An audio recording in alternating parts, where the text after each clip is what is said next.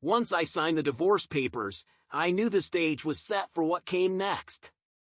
Joseph, my soon-to-be ex-husband, was quick to bark, "Get out of my house!" Standing smugly beside him was his mistress, Linda, who was dreamily taking in the surroundings.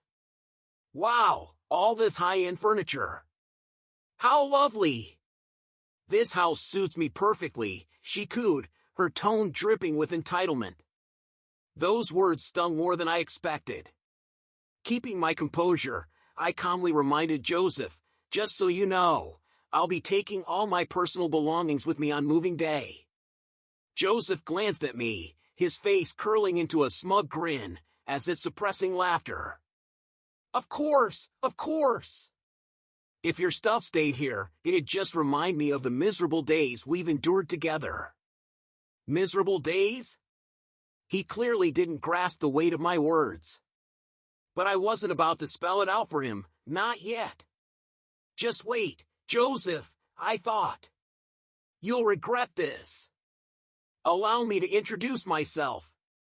My name is Karen, a 26-year-old interior coordinator. Joseph, my husband of 3 years, is 31 and works in construction. We met through a shared hobby, DIY projects, and our whirlwind romance quickly led to marriage. At first, we cared deeply for each other. But looking back now, I'm just grateful we never had children. Why? Because Joseph had become the very definition of self-indulgent. After work, he'd toss his coat aside carelessly, devour the meal I had prepared without a word of thanks, and retreat to his room. The household chores we had once agreed to share equally, they had somehow become my sole responsibility. When I brought this up, hoping for some semblance of compromise, his response was nothing short of infuriating. "Housework is easy, so it's natural for women to do it. Men have real responsibilities at work. I don't want to bother with all this." Excuse me? This rigid, antiquated opinion had never surfaced before we tied the knot. To make matters worse, my higher income seemed to add fuel to his resentment. Joseph, despite his complaints, was reckless with money. He contributed the bare minimum to our household expenses and spent the rest on whatever he pleased. I warned him repeatedly, only to be ignored. And yet, he had the audacity to paint me as a miser to his colleagues, winning their sympathy while tarnishing my reputation.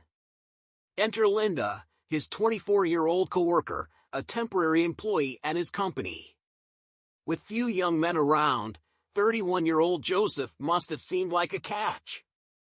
"If I had a husband like you, I'd take care of him forever," she had apparently gushed, and Joseph, in his arrogance, fell for it. 6 months ago, I stumbled upon their affair. It started innocuously enough, a woman's name flashing on Joseph's phone. A quick social media search revealed everything. There Linda was, gleefully posting photos of their dates at fancy restaurants, captioned with nauseating excitement, "Dinner with my future husband." I saved it all, the photos, the messages, even their chat history from Joseph's phone. Every detail confirmed their betrayal. Strangely, I wasn't angry or heartbroken. I just felt empty.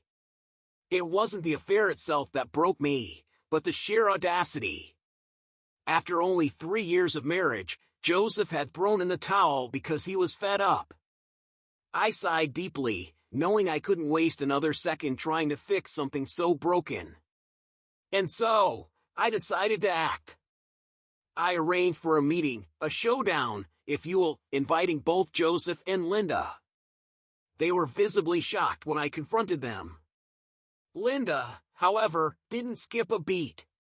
"Karen, are you really okay with this unprecedented compensation?" "I'm so happy," she exclaimed, practically glowing. I stayed calm, though her smugness was infuriating. "That's right," I replied. "Joseph and I agreed before our marriage not to divide assets." Linda practically squealed with delight, clasping Joseph's hands in celebration. They couldn't see it, but I was already steps ahead of them. The day of my move arrived, and Joseph and Linda stood watching, eager to see me off. They assumed this was my defeat. They couldn't have been more wrong. A large truck pulled up, and the movers greeted me cheerfully. As they began their work, Linda's expression shifted. "Do you have that many personal belongings?" she asked hesitantly. I smirked, barely holding back laughter. "The house belongs to Joseph," I said, "but all the furniture and appliances are mine. No division of property, remember?" Joseph's face turned crimson. "You're not really taking all this, are you? These things have been here for years, they're mine." I couldn't help but laugh this time. "Joseph, you must be joking. Just because something's been here doesn't make it yours. Remember our agreement? No division of property." As the movers loaded the last piece, I turned to them with a final smile. "Take a good look, Joseph. This is what no division of property truly means. Tomorrow, I'd start a new chapter. But today was my victory. Are you panicked by my attitude?" Joseph's voice dropped to a low murmur as he leaned closer, hoping to gauge my reaction. Meanwhile, the movers worked steadily, their boots thudding rhythmically as they transported the last pieces of furniture. I met his gaze calmly. "Don't worry," I said, a small smile curling my lips. "The only memories of living with you that I'll leave behind are the ones I can't take with me." Joseph's expression shifted to alarm, and he darted to the study. That's where he always kept his receipts. No doubt he was hoping to verify which items were mine. But his frantic efforts were in vain. Not a single piece of furniture or appliance in that house belonged to him. The truth was simple: Joseph had inherited the house from his parents, who used it as a rental property. Unwilling to spend money on himself, he had furnished it with cheap, second-hand items. When we married, he disposed of all of it.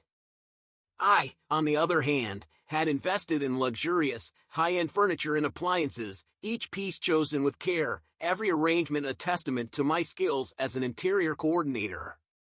The house transformed under my hands, evolving from a drab space into one of elegance and opulence.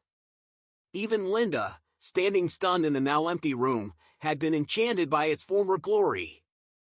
Joseph returned, his face pale and stricken. By then, the house was already spotless, stripped of everything I had brought into it.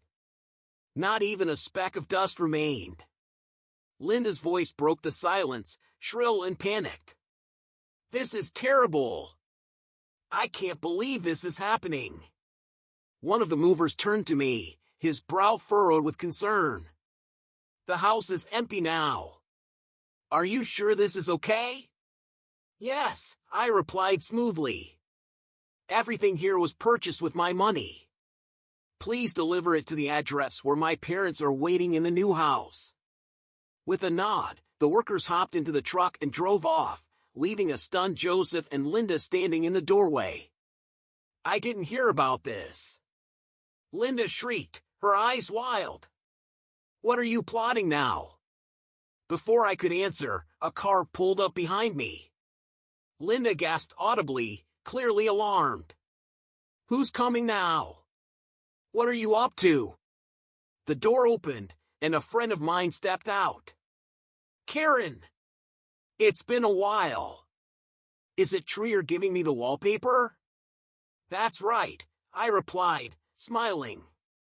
The wallpaper had been custom designed and paid for out of my own pocket, and I had no intention of leaving even that behind. My friend shrugged and got to work peeling it off, each strip coming away with a satisfying snap. "You're taking the wallpaper, too?" Linda stammered, disbelief etched on her face. Joseph stepped forward, his voice almost pleading. "Can't you leave that alone?" I turned to him with a serene expression. "If you see my belongings here, won't they remind you of me? Isn't that unpleasant? I'm simply ensuring you have a clean slate." Linda sputtered in frustration, but neither she nor Joseph could argue further. By the time my friend left with the wallpaper in tow, the house was nothing more than a hollow shell, its grandeur replaced by a stark, worn reality. As I got into my car and bid them farewell, Linda's shrill protests echoed faintly behind me. Joseph stood silently, his shoulders slumped in defeat. Later, I sold the furniture and appliances for more than I'd expected and began furnishing my new home. Joseph did call eventually, his voice hesitant. Linda won't stop talking about the way you arrange the furniture. Can you come by and just take a look? Curiosity got the better of me. I agreed. When I arrived at their home, I was shocked. The house hadn't even been re-wallpapered, and the furniture they had cobbled together from second-hand stores looked cheap and mismatched. It resembled a student's apartment, far from the elegant space it once was. This is beyond an interior design issue, I murmured, unable to hide my disbelief. Linda exploded. We're just making do for now. You took everything. You should help fix this. You're supposed to be a professional, aren't you? Her demands were absurd. No skilled coordinator could create luxury on their pitiful budget. You're asking the impossible, I replied, keeping my voice steady. The conversation descended into chaos, Linda accusing me of arrogance while Joseph half-heartedly tried to mediate. Finally, he confessed, I married Linda out of convenience, but it's been a mistake. His plea for reconciliation fell flat. You chose this life, this house, this partner, I said coldly. Live with your decisions. Without a backward glance, I walked away, leaving them to their second-hand house and broken dreams.